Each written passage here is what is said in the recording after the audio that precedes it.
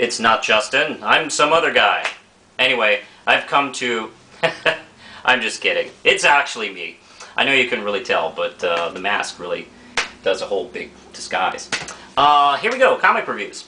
And the newest issue of Batman Streets of Gotham, issue 8. Now, it's guest written by Michael Benson, and it's drawn by regular Dustin Ewan. And it does a nice cover here. Let me just hold it still for a second.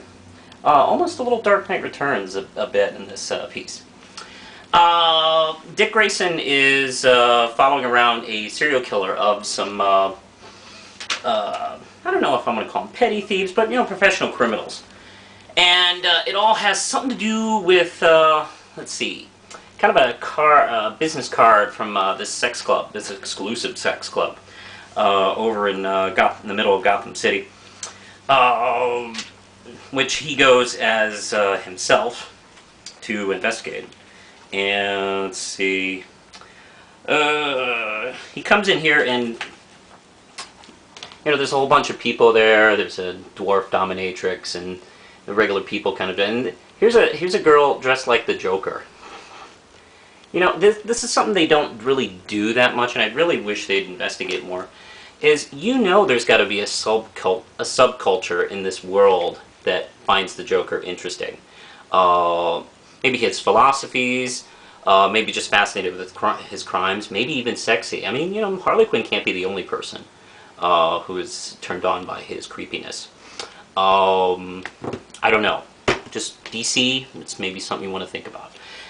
Anyway, as usual, great line work from Dustin Ewan. Matter of fact, it's a very pretty issue, come to think of it.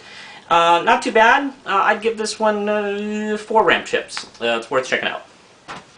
Meanwhile, over at the Vertigo side of DC, Madame Xanadu, issue 19, written by, let's see, Matt Wagner, and Jarrell Jones is doing the art. She's filling in for a couple issues, I imagine, because this Broken House of Cards storyline, I think, just opened up a little bit further.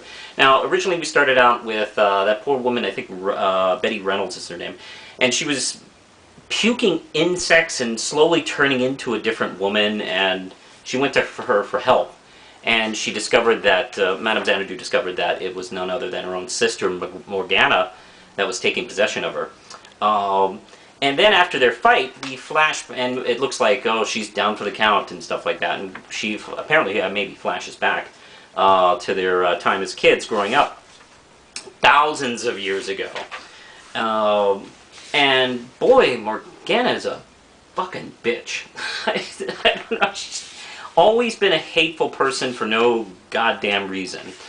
And let's see, the artwork's really nice. We're taking, we go back and forth from panel work to, you know, these nice little illustrations with text, you know, part of the pages ripped and stuff like that. Really nice. This one I give 4 rem chips. Over in Daredevil 504. I'm you know, trying to keep track because Marvel on a whole bunch of their books just jumped from their numbering where they renumbered all these other books and stuff like that. Now they've just, I guess, gotten buyer's remorse and now renumbered them back to their original numbers. So now I'm just like, God, where are we? Are we at 105? Are we at 504? I don't know what the fuck. But we're now at 504, where the numbers were originally. Andy Diggle and Robert De La Torre continue Matt Murdock's run as the head of the Hand, which, you know, if you're not buying Daredevil right now, if you've been away from Daredevil, or if you never investigated Daredevil, it's really cool. I love seeing him in charge of the Hand. And I guess he figured it'd be a good way to control them or destroy them from the top down, but boy, it's difficult. Meanwhile, Foggy and Dakota North have lost their licenses, and they're trying to get them back. And Osborn and Daredevil are matching wits here. But the thing is, it seems like Kingpin is manipulating the situation, trying to get them at each other. Not bad thinking on the Kingpin's part. Loved it. This is great. I have no problems with Daredevil right now. Full speed ahead. 5 RAM chips. And over here, issue 2 of Siege. Action, action, action. Let's see. Osborn has fabricated a reason to attack Asgard, which has been floating over where? What shit state has they've been? Let's see. It's Oklahoma. Floating over Oklahoma, and he's decided to attack them. So he caused an incident which killed lots of people. To forge an attack. Even against the president's wishes, he told him not to, and he's going, fuck you, I'm going to do it. I'm the Iron Patriot. And, of course, the god of war, Ares, Marvel's Ares, not the DC version that pisses off Wonder Woman all the time,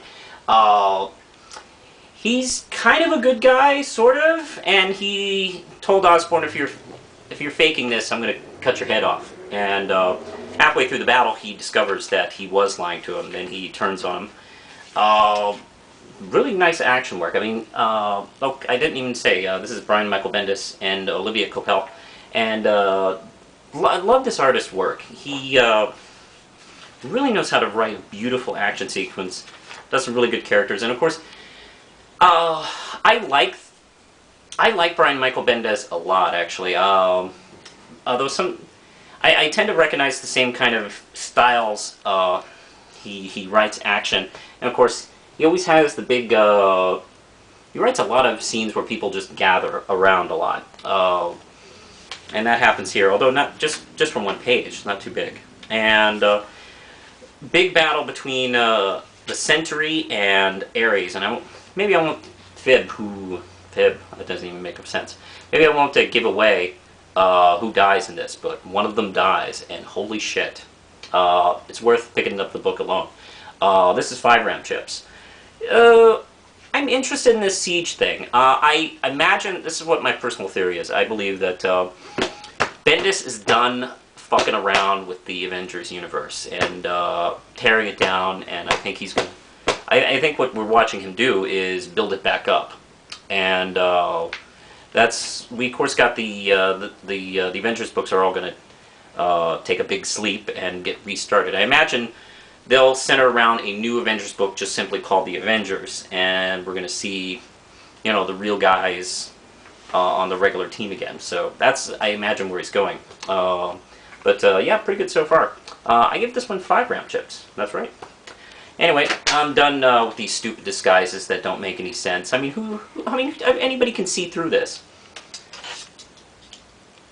This time I'm for real. Push the button, Lindsay.